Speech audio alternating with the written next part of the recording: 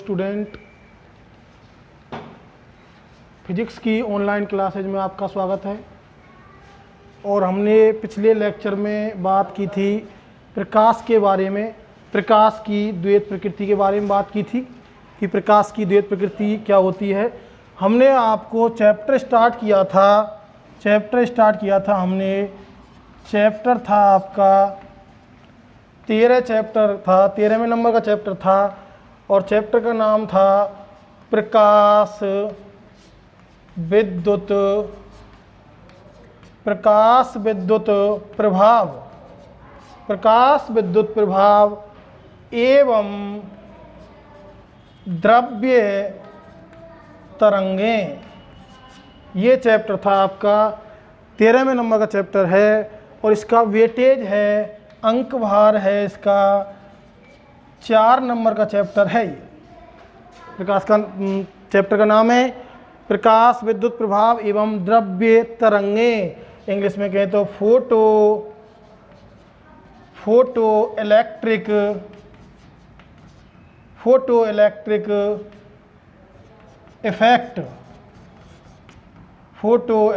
Effect and matter wave,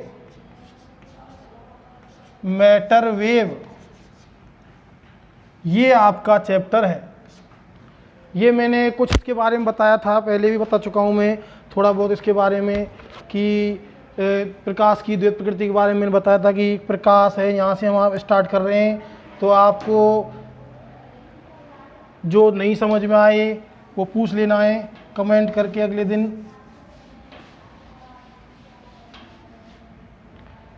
तो देखो, हम प्रकाश के बारे में थोड़ा सा मैं बता देता हूँ, दोबारा से बता देता हूँ। पहली वीडियो में थोड़ा सा बता चुका हूँ, ठीक है। तो देखो, प्रकाश के बारे में बता देता हूँ। प्रकाश, सबसे पहली बात, प्रकाश एक ऊर्जा है। प्रकाश एक ऊर्जा है, प्रकाश क्या है? एक एनर्जी है। अब प्रकाश की प्रकृति कैसी होती है? तो देखो, प्रकाश की यदि प्रकृति के बारे में बात करें तो प्रकाश की प्रकृति के बारे में यदि हम बात करें तो कुछ ऐसे प्रयोग हैं जिनसे ये पता चलता है कि प्रकाश की तरंगीय प्रकृति है, प्रकाश तरंग के रूप में गति करता है, ठीक है। अब कौन कौन से प्रयोग हैं? जैसे हाइगेन ने अपना तरंग सिद्धांत दिया है, हाइगेन नामक वैज्ञानिक ने हाइगेन का तरंग सिद्धांत, हाइगेन ने अपना तरंग सिद्धांत दिया है और हाइगेन ने बताया है कि प्रकाश जब गति करता है तो एक तरंग के रूप में गति करता है। अब ऐसी बहुत सारी घटनाएं हैं जिनकी हम पुष्टि तरंग सिद्धांत के आधार पर कर सकते हैं, जैसे कि अपवर्तन है, परावर्तन है, बहुत सारी ऐसी घटनाएं हैं, व्यतिकरण है, ध्रुवण है। इनका आप अध्ययन आगे करेंगे। अभी 11 और 12 नंबर का जो पार्ट है, प्रकाश लाइट वाला पार्ट है, ठीक है, उसमें बताएंगे हम अपवर्तन, परावर्तन, व्यतिकरण, ध्रुवण के बारे में। तो ये सभी जो प्रकाश की जो घटनाएं हैं ये प्रकाश की तरंगीय प्रकृति को बताती हैं। कैसी प्रकृति को बताती हैं? तरंगीय प्रकृति को बताती हैं कि प्रकाश एक तरंग है। क्या है? प्रकाश एक तरंग है। लेकिन जब प्रकाश एक तरंग है, लेकिन जब बाद में प्रयोग किए गए, बाद में बहुत सारे वैज्ञानिकों ने प्रयोग किए, ठीक है, जैसे क्वांटम सिद्धांत आया तो बहुत सारी घटनाएं ऐसी आईं, जैसे कि मैं आपको बताऊं, प्रकाश विद्युत प्रभाव,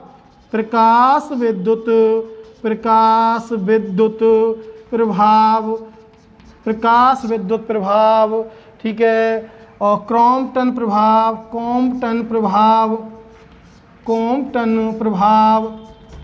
प्रकाश विद्युत प्रभाव, कॉम्पटन प्रभाव और रमन प्रभाव, ये जो सभी घटनाएं थी इनकी पुष्टि तरंग सिद्धांत के आधार पर नहीं की जा सकती, ठीक है। ये यहाँ पर प्रकाश की तरंग प्रकृति से हम इनकी यदि बात करें, इनकी पुष्टि की जाए, इनकी व्याख्या करें तो हम तरंग सिद्धांत से इनकी व्याख्या नहीं कर सकते। अर्थात प्रकाश की व्याख्या करने में असफल रहे थे। प्रकाश की जो कणीय प्रकाश की जो तरंगीय प्रकृति है उसके द्वारा प्रकाश विद्युत प्रभाव, क्रॉम्पटन प्रभाव, रमन प्रभाव की व्याख्या नहीं की जा सकती है।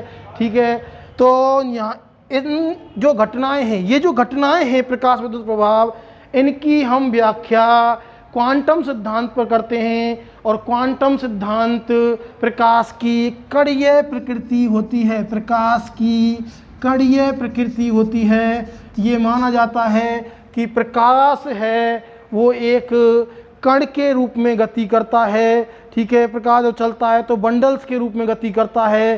ठीक है, बहुत सारे कण मिल जाते हैं और बंडल का निर्माण करते हैं। ठीक है, तो उन बंडलों को फोटोन कहते हैं। प्रकाश के जो बंडल्स होते हैं उन्हें फोटोन कहते हैं, उन्हें फोटोन कहते हैं, या फोटोन को कहते हैं क्वांटा, फोटोन को कहते हैं क्वांटा। प्रकाश के जो कण हैं, ये जो सभी प्रभाव हैं यहाँ आप इनका अध्ययन करने वाले हैं। यहाँ आप बेसिसली प्रकाश विद्युत प्रभाव पढ़ेंगे, क्रॉम्पटन प्रभाव आगे की क्लासों में है, यहाँ आप इसका अध्ययन नहीं करेंगे। रमन प्रभाव, क्रॉम्पटन प्रभाव इनका नहीं करेंगे। केवल आप प्रकाश विद्युत प्रभाव, आपका पाठ का नाम है प्रकाश विद्युत प्रभाव एवं द्रव्य तरंगें। ठीक है, तो यहाँ प्रकाश विद्युत प्रभाव का आप विशेषकर अध्ययन करेंगे। ठीक है, तो इसके बारे में आपको नोट्स अपलोड कर दी जाएंगे। चैप्टर जो भी चैप्टर हमारा चल रहा है इसके बारे में नोट्स डाल दी जाएंगे, PDF डाल दी जाएगी। आप उतार लें उनको कॉपी में। जो चीज़ समझ में नहीं आ रही है उसको यहाँ समझें, और कोई भी परेशानी हो तो पूछते रहें। तो यहाँ हम पाठ को स्टार्ट कर रहे हैं। मैंने आपको बेसिक बताया कि प्रकाश की द्वैत प्रकृति होती है। तो यहाँ से ये पता चलेगा कि कुछ घटनाएं ऐसी होती हैं जिनकी व्याख्या तरंग सिद्धांत पर हो रही है, और कुछ घटनाएं ऐसी होती हैं जिनकी व्याख्या कणीय प्रकृति पर या कणीय सिद्धांत पर हो रही है। ठीक है, तो प्रकाश की यहाँ से पता चला प्रकाश की कैसी प्रकृति हुई, द्वैत प्रकृति हुई, ड्यूल नेचर हुआ प्रकाश का, कि कणीय प्रकृति भी है, कणीय प्रकृति भी है, और कैसी प्रकृति है, कणीय प्रकृति भी है, और कैसी है, तरंगीय प्रकृति भी है। तो यहाँ से ये पता चल गया। तो हम पहला आपको इस पाठ का चैप्टर का टॉपिक स्टार्ट करा रहे हैं। तो पहला जो चैप्टर है आपका, पहला जो ये चैप्टर है इसका पहला जो टॉपिक है वो आपको स्टार्ट करा रहे हैं। और पहला जो टॉपिक आता है वो आता है इसमें इलेक्ट्रॉन। यहाँ से आपका चैप्टर स्टार्ट होता है, और यहाँ से पहला टॉपिक है इलेक्ट्रॉन उत्सर्जन, इलेक्ट्रॉन उत्सर्जन, इलेक्ट्रॉन उत्सर्जन, इलेक्ट्रॉन एम्बिशन, इलेक्ट्रॉन एम्बिशन,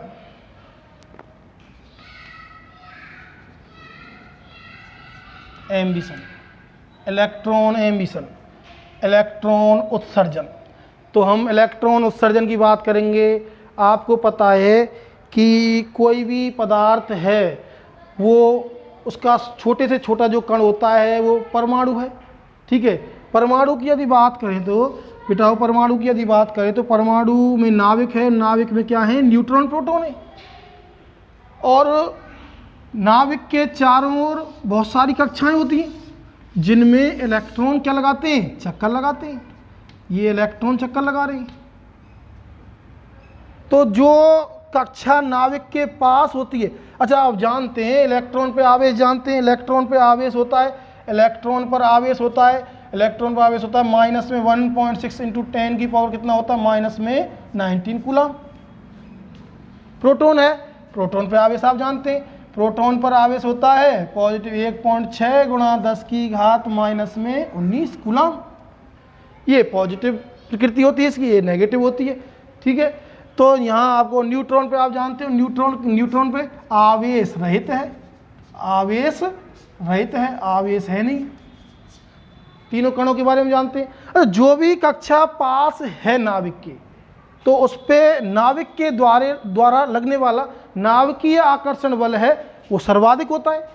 लेकिन जैसे जैसे कक्षाओं की नाविक से दूरी बढ़ती जाती है, तो जैसे जैसे यहाँ ये पहली कक्षा है, इस पे नाविकीय आकर्षण बल क्या होगा, सर्वाधिक होगा।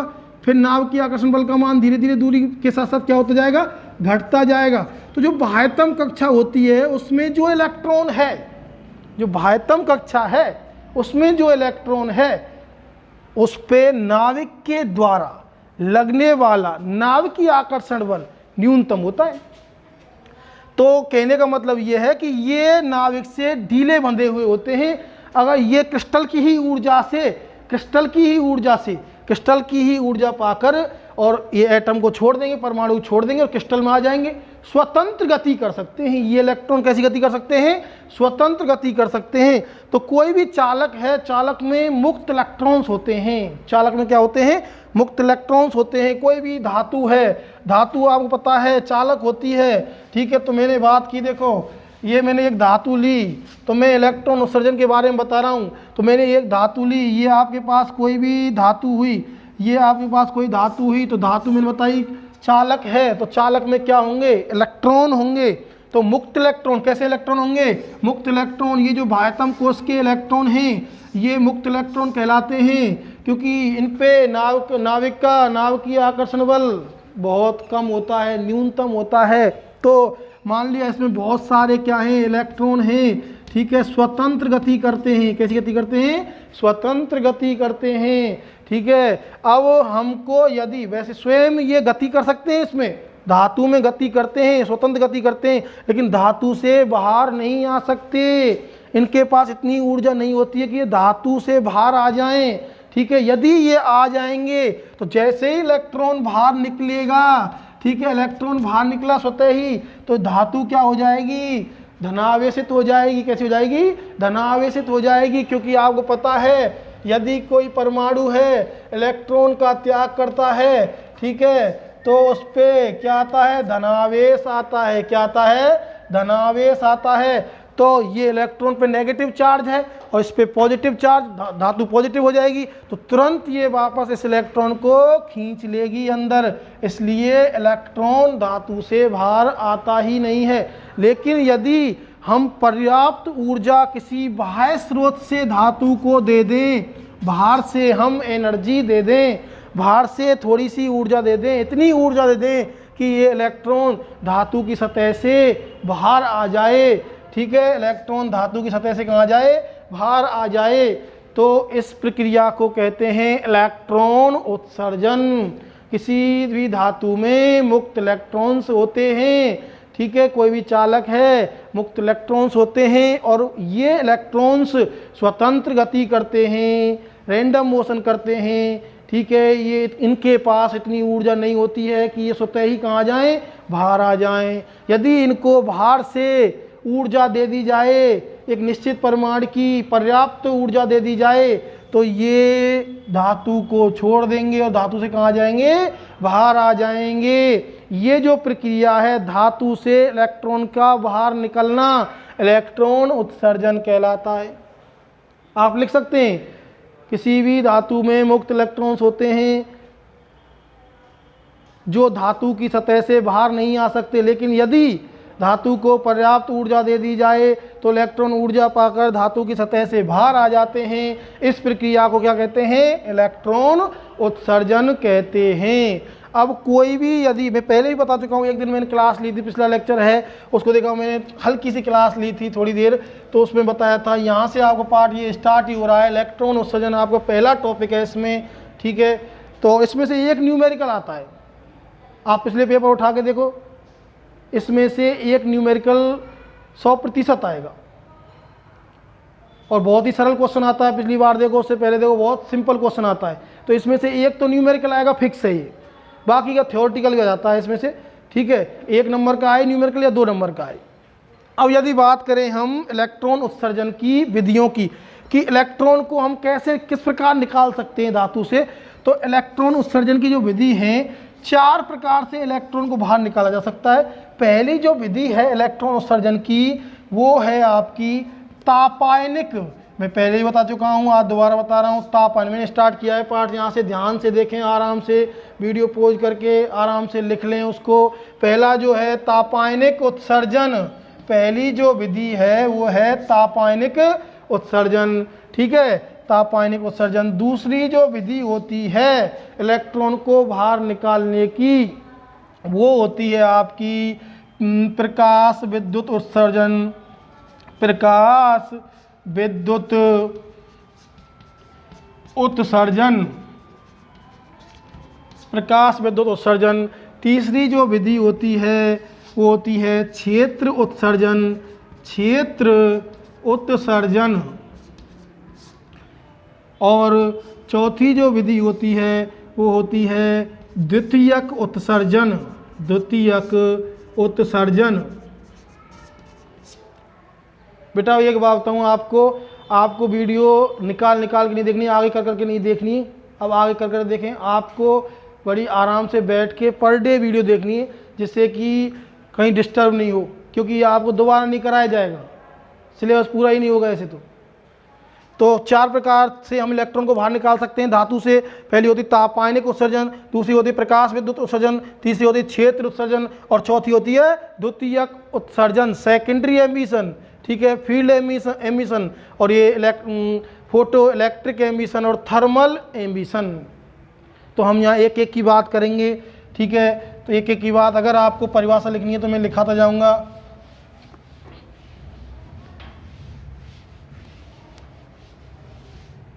तो यहाँ हम बात करेंगे पहली विधि की, और जो पहली विधि है वो है आपकी इलेक्ट्रॉन उत्सर्जन की, वो है तापायनिक उत्सर्जन। पहली जो विधि है वो है तापायनिक उत्सर्जन।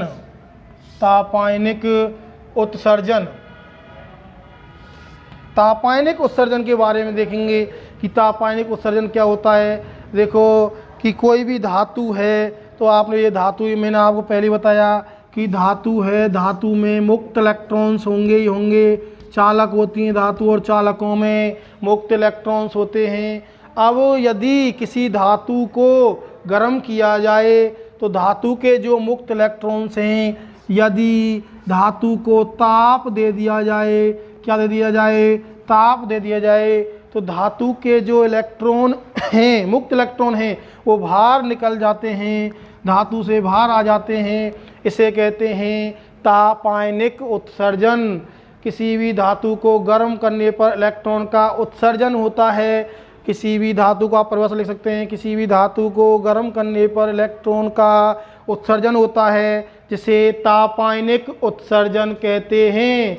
ठीक है, तापायनिक उत्सर्जन की जो खोज है, तापायनिक उत्सर्जन की जो प्रक्रिया है, इसको दर्शाया है एडिसन ने। किसने दर्शाया है? एडिसन नामक वैज्ञानिक ने दर्शाया है। और एडिसन ने ही बल्ब की खोज की है। प्रकाश बल्ब होता है, जो विद्युत बल्ब होता है, उसका जो फिलामेंट होता है वो तापायनिक उत्सर्जन पर कार्य करता है। इसलिए इस उत्सर्जन का दूसरा नाम है एडिसन। एडिसन उत्सर्जन, क्या कहते हैं इसे? एडिसन उत्सर्जन। ठीक है, जो आप देखा होगा आपने, विद्युत बल्ब है, विद्युत बल्ब में फिलामेंट तंतु लगा होता है। तंतु जब गर्म होता है तो उससे इलेक्ट्रॉन उत्सर्जित होते हैं, जिससे प्रकाश उत्पन्न होता है। तो आपको ये पता चल गया होगा, किसी भी धातु को गर्म कर रहे हैं तो गर्म करने पर इलेक्ट्रॉन पर्याप्त ऊर्जा, जो मुक्त इलेक्ट्रॉन्स हैं वो पर्याप्त ऊर्जा प्राप्त करेंगे और धातु की सतह से कहाँ जाएंगे? बाहर आ जाएंगे। और ये प्रक्रिया क्या कहलाएगी? तापायनिक उत्सर्जन कहलाएगी। तो दूसरी जो प्रक्रिया है आपकी इलेक्ट्रॉन को बाहर निकालने की, और जो दूसरी प्रक्रिया है वो है आपकी प्रकाश विद्युत उत्सर्जन। यहाँ से कंटिन्यूअस चलेगा आपका चैप्टर। तो दूसरी जो प्रक्रिया है वो है प्रकाश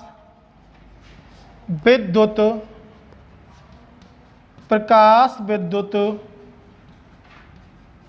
उत्सर्जन। ये आपकी विधि है प्रकाश विद्युत उत्सर्जन। इसमें क्या किया जाता है कि कोई भी धातु है और धातु से इलेक्ट्रॉन बाहर निकालना है। मान लिया अभी मैंने बताया ये कोई धातु है, धातु चालक हैं, इनमें मुक्त इलेक्ट्रॉन होंगे, मुक्त इलेक्ट्रॉन हैं। ठीक है, तो यदि हम किसी धातु पर विशिष्ट आवृत्ति का प्रकाश आपतित करें, विशिष्ट आवृत्ति का प्रकाश आपतित करें, या एक निश्चित आवृत्ति का प्रकाश आपतित करें, तो धातु के जो पृष्ठ के इलेक्ट्रॉन हैं, जो मुक्त इलेक्ट्रॉन हैं, वो ऊर्जा प्राप्त करेंगे और धातु से बाहर आ जाएंगे। मुक्त इलेक्ट्रॉन हैं वो ऊर्जा प्राप्त करेंगे और धातु से क्या आ जाएंगे? बाहर आ जाएंगे। तो इसके लिए उच्च आवृत्ति चाहिए। ऐसा नहीं कि हर आवृत्ति पे ऐसा होगा। को उच्च आवृत्ति, विशेष आवृत्ति चाहिए, एक निश्चित आवृत्ति चाहिए जिस पर इलेक्ट्रॉन का उत्सर्जन होगा। इसको कहते हैं प्रकाश विद्युत उत्सर्जन।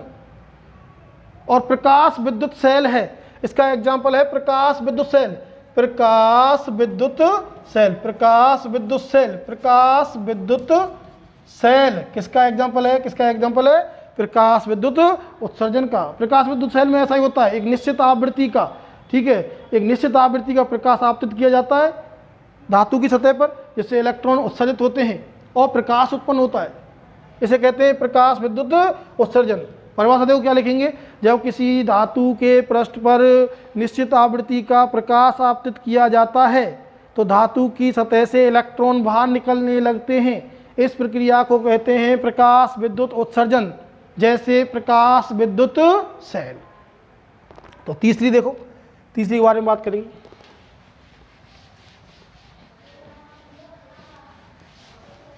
तीसरी है, तीसरी जो विधि है बहुत ही इंपॉर्टेंट है, पूछ ली जाती है, एक नंबर में परिभाषा पूछ ली जाती है। तो तीसरी जो विधि है वो है क्षेत्र उत्सर्जन। क्षेत्र उत्सर्जन, क्षेत्र उत्सर्जन, ये आपकी तीसरी विधि। Field emission, field emission, field emission. क्षेत्र उत्सर्जन क्या होती है, देखो क्षेत्र उत्सर्जन, कोई भी धातु है यदि उससे इलेक्ट्रॉन बाहर निकालना है, ये धातु है, इसमें मुक्त इलेक्ट्रॉन है, मुक्त इलेक्ट्रॉन, और धातु की सतह से इलेक्ट्रॉन को बाहर निकालना है। यदि धातु के दोनों ओर 10⁸ वोल्ट प्रति मीटर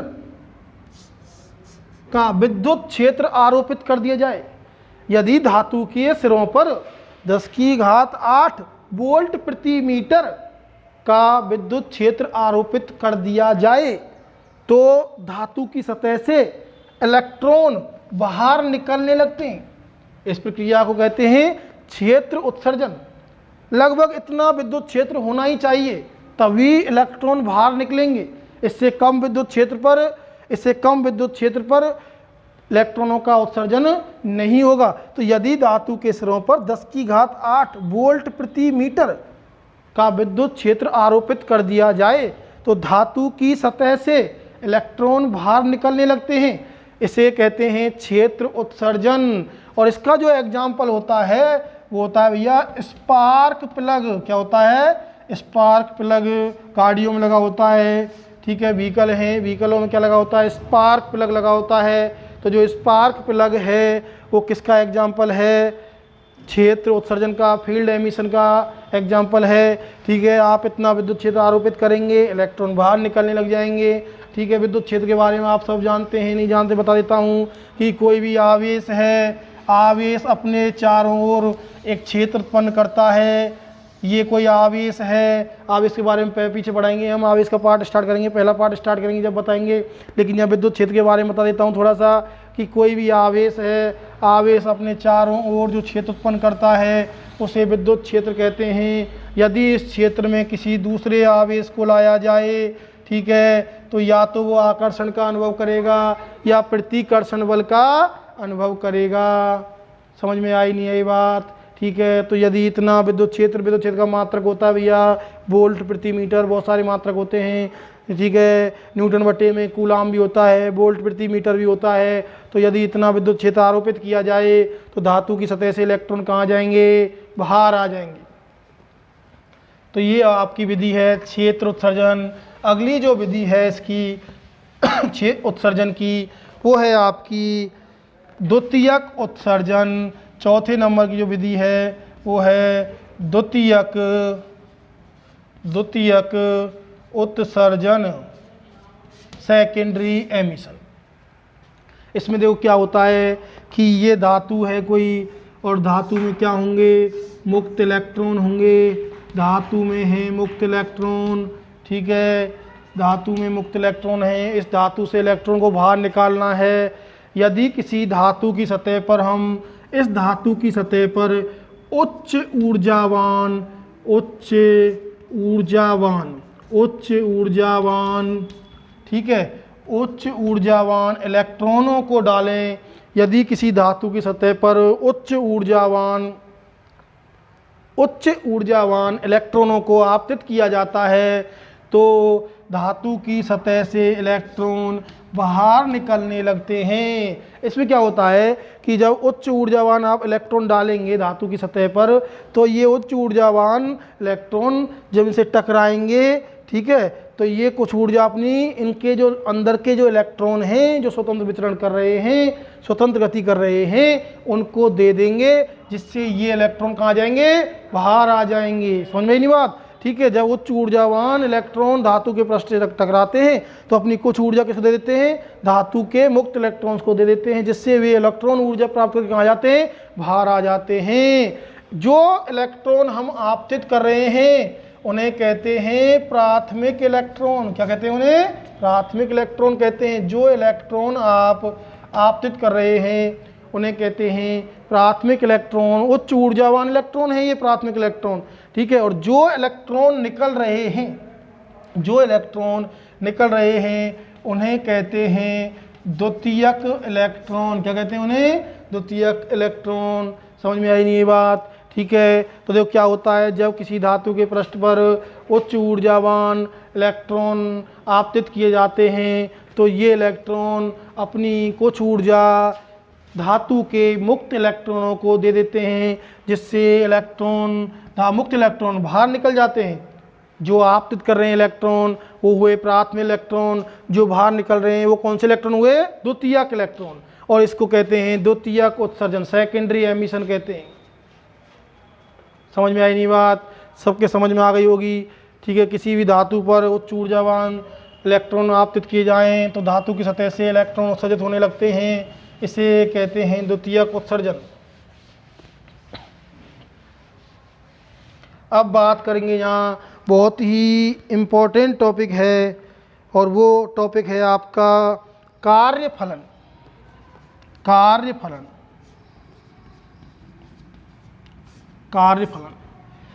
कार्यफलन के बारे में बात करेंगे। इसे कहते हैं वर्क फंक्शन। कार्यफलन के बारे में बात करते हैं कि कार्यफलन क्या होता है। देखो, किसी भी इलेक्ट्रॉन को निकालने के लिए, धातु से निकालने के लिए ऊर्जा की आवश्यकता होगी, और किसी भी इलेक्ट्रॉन को धातु से निकालने के लिए जितनी न्यूनतम ऊर्जा की आवश्यकता होगी वो ऊर्जा क्या कहलाएगी, कार्यफलन कहलाएगी। दोबारा सुनो, कोई भी धातु है, ये आपकी धातु हुई, धातु में मुक्त इलेक्ट्रॉन हुए। कोई भी धातु है, यदि धातु से आप इलेक्ट्रॉन को बाहर निकाल रहे हैं तो बाहर से ऊर्जा देनी होगी, जो मैं पहले बता चुका हूं कि बिना ऊर्जा दिए तो इलेक्ट्रॉन बाहर आ ही नहीं सकता। तो जब बाहर इलेक्ट्रॉन आना है और ऊर्जा देनी है तो जितनी आप न्यूनतम ऊर्जा दे रहे हैं इलेक्ट्रॉन को धातु की सतह से बाहर निकालने के लिए, जितनी आप मिनिमम एनर्जी दे रहे हैं, जितनी आप मिनिमम एनर्जी दे रहे हैं, वो एनर्जी, वह ऊर्जा क्या कहलाएगी, कार्यफलन, वर्क फंक्शन कहलाएगी। तो यदि मैं इसकी परिभाषा दूं तो क्या होगी, किसी भी धातु को दी गई वह न्यूनतम ऊर्जा जिस पर इलेक्ट्रॉन का उत्सर्जन होता है क्या कहलाती है, कार्यफलन कहलाती है।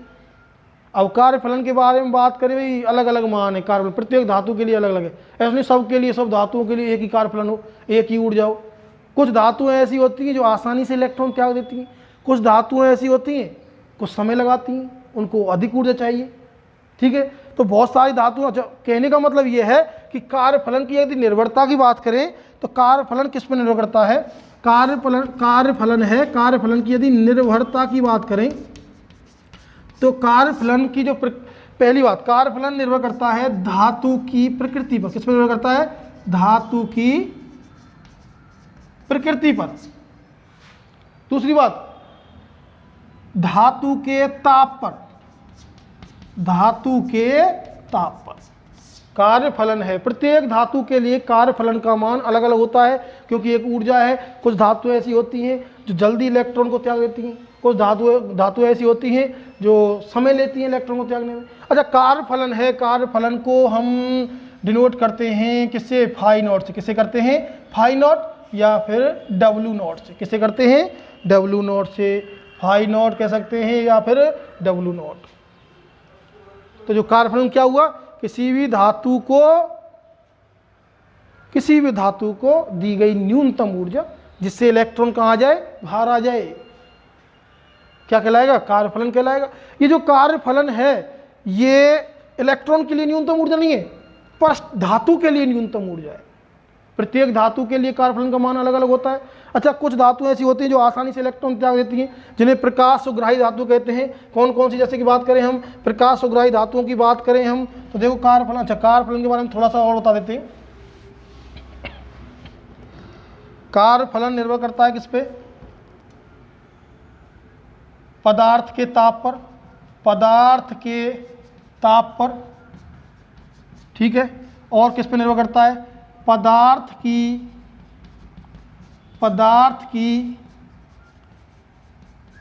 प्रकृति पर। कौन सी धातु मतलब इसका? कार्यफलन को व्यक्त करते हैं, आपको बताया मैंने कार्यफलन किसे व्यक्त करते हैं? फाई नॉट या डबल नॉट से। कार्यफलन का मात्रक होता है भैया, कार्यफलन का मात्रक देखें तो मात्रक होता है भैया इसका इलेक्ट्रॉन वोल्ट। मात्रक होता है इसका, दो मात्रक है, कोई से माप सकते हैं आप। देखो ऊर्जा है तो देखो जूल में भी मापते हैं। किस में मापते हैं? जूल में, या फिर इलेक्ट्रॉन वोल्ट में मापते हैं। इलेक्ट्रॉन वोल्ट में भी आप माप सकते हैं इसको, कार्यफलन को, ठीक है। तो इलेक्ट्रॉन, ये कार्यफलन के मात्रक हुए जूल और इलेक्ट्रॉन वोल्ट। आप जानते हैं कि एक, यहाँ लिख देता हूँ मैं, देखो दिख रहा होगा सबको, तो यहाँ लिख देता हूँ, एक इलेक्ट्रॉन वोल्ट बराबर 1.6 गुणा 10⁻⁻19 जूल होते हैं। एक इलेक्ट्रॉन वोल्ट बराबर 1.6 गुणा 10⁻⁻19 जूल होते हैं। तो कार्यफलन के बारे में आपको पता चल गया होगा कि किसी भी धातु को दी गई वह न्यूनतम ऊर्जा जिससे धातु से इलेक्ट्रॉन का उत्सर्जन होता है, कार्यफलन कहलाता है। इसे फाई नॉट या डब्ल्यू नॉट से व्यक्त किया जाता है। अलग अलग धातुओं के लिए कार्यफलन का मान भी अलग अलग होता है, अर्थात कार्यफलन का मान पदार्थ की प्रकृति और ताप पर निर्भर करता है। मात्रक की बात करें तो मात्रक होगा इसका जूल इलेक्ट्रॉन वोल्ट। एक इलेक्ट्रॉन वोल्ट बराबर होता है 1.6 गुणा 10⁻⁻19 जूल। अधिकतर हम कार्यफलन को इलेक्ट्रॉन वोल्ट में ही व्यक्त करते हैं, ठीक है। तो इसके बाद बात करते हैं, देखो कौन सी धातु ऐसी होती हैं जिनके लिए कार्यफलन का मान न्यूनतम होता है, और कौन सी धातु ऐसी होती है जिनके लिए कार्यफलन का मान अधिकतम होता है। तो देखो भाई, देखो बेटा, देखो यहाँ हम बात करें प्रकाश सुग्राही धातु, प्रकाश सुग्राही पदार्थ या धातु। कुछ मैंने अभी बताया कि कुछ पदार्थ ऐसे होते हैं जो आसानी से इलेक्ट्रॉन का त्याग करते हैं, मतलब बहुत कम ऊर्जा चाहिए, जिनके लिए कार्यफलन का मान बहुत कम होता है, उन्हें कहते हैं प्रकाश सुग्राही पदार्थ। ऐसे पदार्थ जो आसानी से इलेक्ट्रॉन त्याग देते हैं या जिनके लिए कार्यफलन का मान कम होता है, प्रकाश सुग्राही पदार्थ कहलाते हैं। सभी क्षारीय धातुएं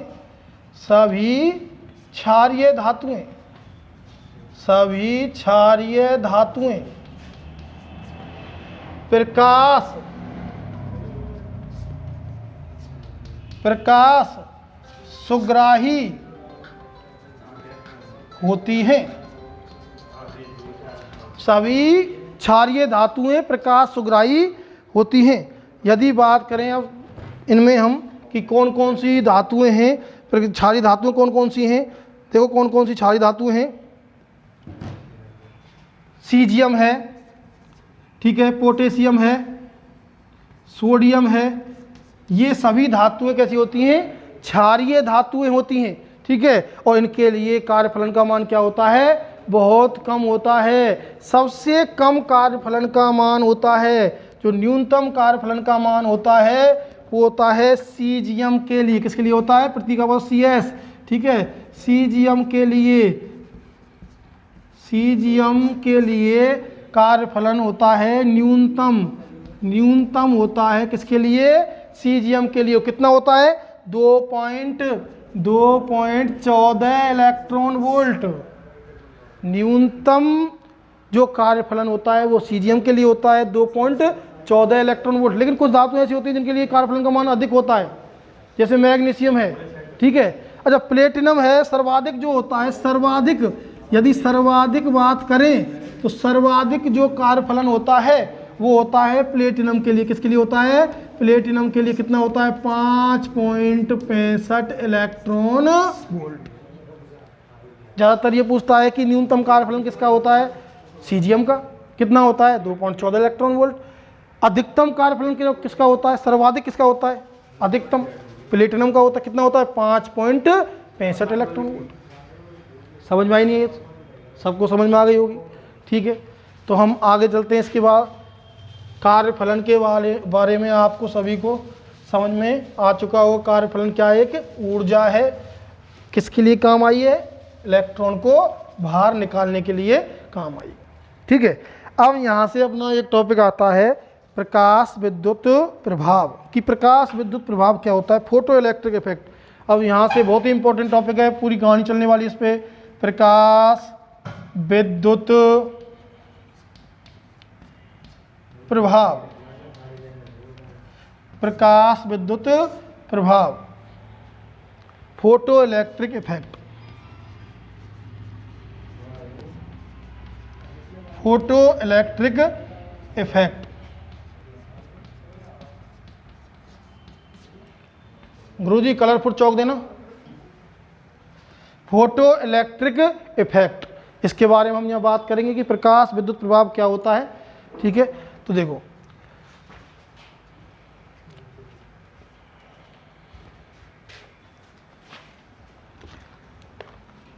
प्रकाश विद्युत प्रभाव, तो देखो ये कोई धातु है, मैंने बताया यहाँ से कहानी चलेगी प्रकाश विद्युत प्रभाव की, बहुत ही इंपॉर्टेंट है। प्रकाश विद्युत प्रभाव क्या होता है कि जब किसी धातु के पृष्ठ पर, ये मुक्त इलेक्ट्रॉन हुए, ठीक है, जब किसी धातु के पृष्ठ पर विशिष्ट आवृत्ति, अब बताएंगे विशिष्ट आवृत्ति कौन सी आवृत्ति है, या निश्चित आवृत्ति का, जब किसी धातु के पृष्ठ पर विशिष्ट आवृत्ति या निश्चित आवृत्ति का प्रकाश आपतित किया जाता है तो धातु के पृष्ठ से इलेक्ट्रॉन बाहर निकलने लगते हैं। ये घटना कहलाती है प्रकाश विद्युत प्रभाव। किसी भी धातु के पृष्ठ पर विशिष्ट आवृत्ति या एक निश्चित आवृत्ति का प्रकाश आपतित करने पर धातु के पृष्ठ से जो मुक्त इलेक्ट्रॉन हैं बाहर निकलने लगते हैं। इस घटना को कहते हैं प्रकाश विद्युत प्रभाव। कुछ धातुएं मैंने अभी बताई कि दृश्य प्रकाश आपतित करो तो इलेक्ट्रॉन त्याग देंगी। कौन कौन सी धातुएं होती हैं? सभी क्षारीय धातुएं, सोडियम, पोटेशियम, सीजियम, ये दृश्य प्रकाश आपतित किया, ठीक है। तो जैसे कि मैं बताऊं यहाँ इनके लिए कौन कौन सी धातु है? सोडियम है, पोटेशियम है, सीजियम है। इनके लिए कौन सा प्रकाश चाहिए? दृश्य प्रकाश चाहिए। कौन सा? दृश्य प्रकाश चाहिए। लेकिन मैग्नीशियम है, ठीक है, प्लेटिनम है, इनके लिए कौन सा चाहिए? यूवी रेज, अल्ट्रावायलेट, परावैंगनी प्रकाश, यूवी रेज, ठीक है, परावैंगनी प्रकाश चाहिए। कैसा चाहिए?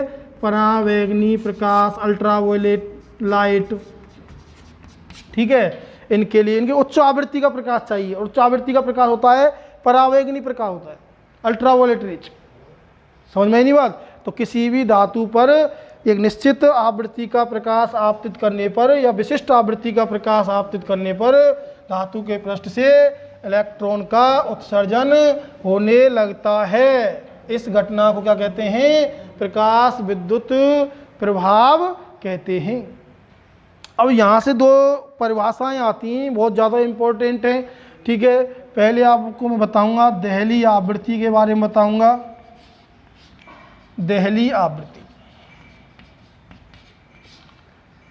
देहली आवृत्ति,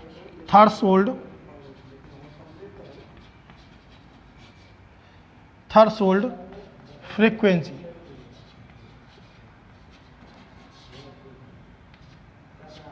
थ्रेशोल्ड फ्रीक्वेंसी दहली आवृत्ति के बारे में आज हम बात कर रहे हैं। थोड़ी बात की हमने पहले बात आपको बताई, तो हम दहली आवृत्ति के बारे में मैंने प्रकाश विद्युत प्रभाव बताया कि एक आवृत्ति डालेंगे।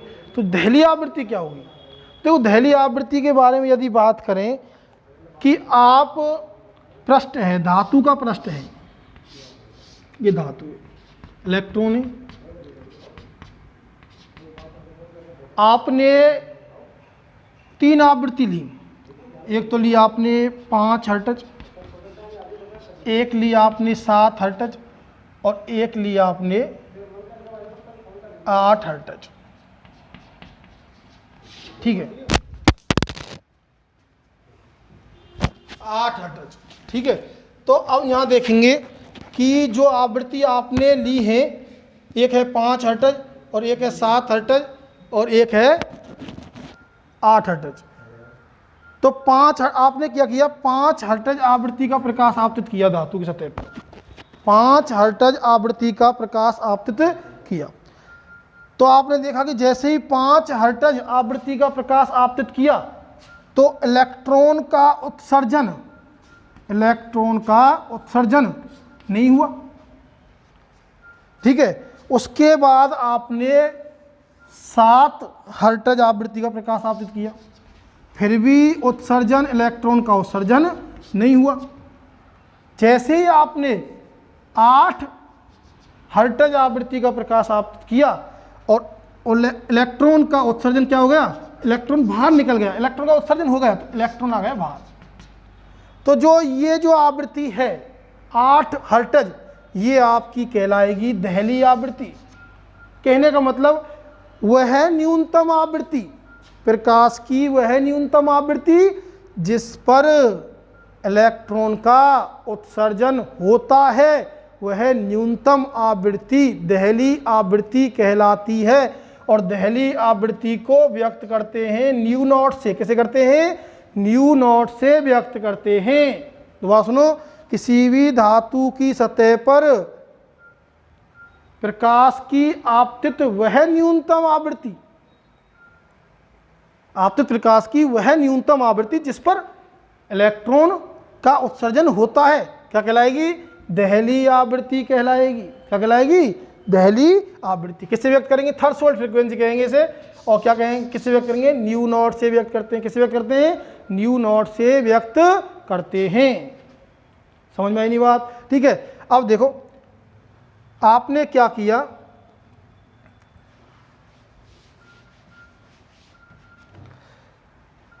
आपके पास ये तो है न्यू, ये है आपके पास आपतित आवृत्ति, आपतित प्रकाश की आवृत्ति, आपतित प्रकाश की आवृत्ति। ठीक है, और न्यू नॉट है आपके पास दहली आवृत्ति।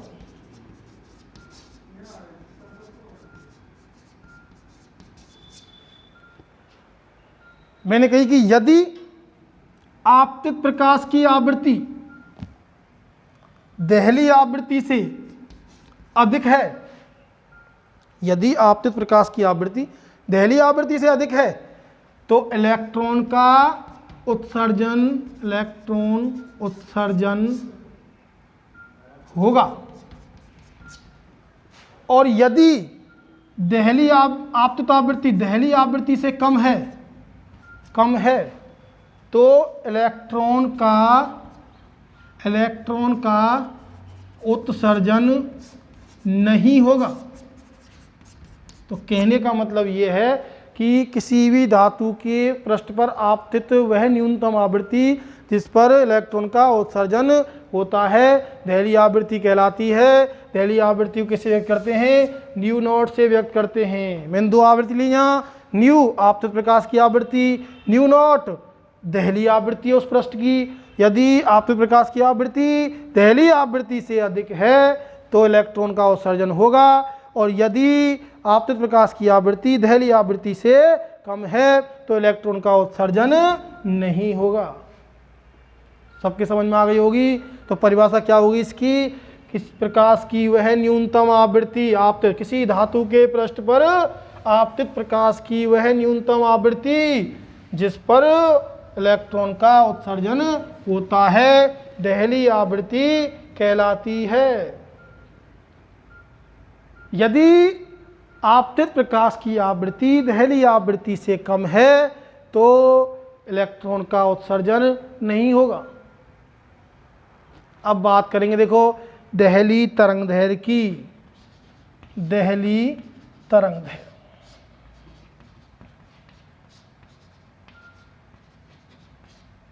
Delhi तरंगदैर्घ्य, threshold wavelength, threshold wavelength. Delhi तरंगदैर्घ्य क्या होती है? देखो तरंगदैर्घ्य मैंने बताया आवृत्ति और तरंगदैर्घ्य में संबंध होता है न्यू व्युत्क्रमानुपाती होता है 1 में लैम्बडा, ये संबंध होता है। यदि आवृत्ति घटेगी तो तरंगदैर्घ्य क्या होगी? बढ़ेगी। यदि आवृत्ति बढ़ेगी तरंगदैर्घ्य क्या होगी? घटेगी। तो आवृत्ति क्या है? न्यूनतम। दहली आवृत्ति क्या है? न्यूनतम। तो तरंगदैर्घ्य क्या होनी चाहिए? अधिकतम। तो इसकी परिभाषा क्या होगी कि किसी भी धातु की सतह पर आपतित प्रकाश की वह अधिकतम तरंगदैर्घ्य, मैंने बताया ये संबंध होता है आवृत्ति व्युत्क्रमानुपाती तरंगदैर्घ्य। यदि आवृत्ति कम घटेगी तो तरंगदैर्घ्य बढ़ेगी। तो भैया आवृत्ति तो न्यूनतम है, तो इसकी परिभाषा क्या होगी? जब आवृत्ति न्यूनतम, दहली आवृत्ति क्या होती है? न्यूनतम आवृत्ति, ठीक है। तो दहली तरंगदैर्घ्य क्या होगी? अधिकतम तरंगदैर्घ्य। वह अधिकतम तरंगदैर्घ्य क्या होगी? वह अधिकतम तरंगदैर्घ्य, प्रकाश की वह अधिकतम तरंगदैर्घ्य जिस पर इलेक्ट्रॉन का उत्सर्जन होता है क्या कहलाएगी? दहली तरंगदैर्घ्य कहलाएगी। और दहली तरंगदैर्घ्य को व्यक्त करते हैं लैम्बडा नॉट से। किसे व्यक्त करते हैं? लैम्बडा नॉट से व्यक्त करते हैं। सबके समझ में आ गई होगी। दोबारा सुन ले एक बार परिभाषा कि वह किसी भी प्रकाश की, आपतित प्रकाश की वह अधिकतम तरंगदैर्घ्य जिस पर इलेक्ट्रॉन का उत्सर्जन होता है क्या कहलाएगी? दहली तरंगदैर्घ्य कहलाएगी। यदि तरंगदैर्घ्य दहली तरंगदैर्घ्य से कम है, यदि तरंगदैर्घ्य दहली तरंगदैर्घ्य से कम है तो आपको पता है उत्सर्जन होगा या नहीं होगा, ठीक है। जैसे मैंने आवृत्ति के बारे में बताया, यदि आपतित प्रकाश की आवृत्ति अधिक है दहली आवृत्ति से तो कम उत्सर्जन होगा इलेक्ट्रॉन का। और अब दहली आवृत्ति के बाद दहली तरंगदैर्घ्य के बारे में बात करें तो उल्टा है। जस्ट देखो दहली तरंगदैर्घ्य, यदि आप मान लिया आपतित प्रकाश की तरंगदैर्घ्य लैम्बडा और दहली तरंगदैर्घ्य है लैम्बडा नॉट, समझ में? यदि आपतित प्रकाश की तरंगदैर्घ्य दहली तरंगदैर्घ्य से अधिक है तो भैया इलेक्ट्रॉन का उत्सर्जन नहीं होगा। और यदि लैम्बडा आपतित प्रकाश की तरंगदैर्घ्य lambda less than lambda naught दहली तरंगदैर्घ्य है तो उत्सर्जन जस्ट उसका उल्टा है, उत्सर्जन होगा। समझ में आई नहीं बात? ठीक है, तो दोनों आपको क्लियर हो गए होंगे कि दहली तरंगदैर्घ्य किसे कहते हैं, दहली आवृत्ति किसे कहते हैं। दहली तरंगदैर्घ्य को व्यक्त करते हैं लैम्बडा नॉट से, दहली आवृत्ति को व्यक्त करते हैं न्यू नॉट से। तो देखो अब आगे बात करते हैं दहली तरंगदैर्घ्य। एक संबंध होता है दहली आवृत्ति एवं दहली तरंगदैर्घ्य के मध्य संबंध। और संबंध क्या होता है भैया? C बराबर में होता है new not lambda naught. C बराबर में, C आप जानते हो C क्या है आपको, देखो न्यू नॉट तो क्या है? दहली तरंगदैर्घ्य है, दहली तरंगदैर्घ्य है, दहली तरंगदैर्घ्य है, ये तो तरंगदैर्घ्य नहीं आवृत्ति है। और लैम्बडा नॉट क्या है?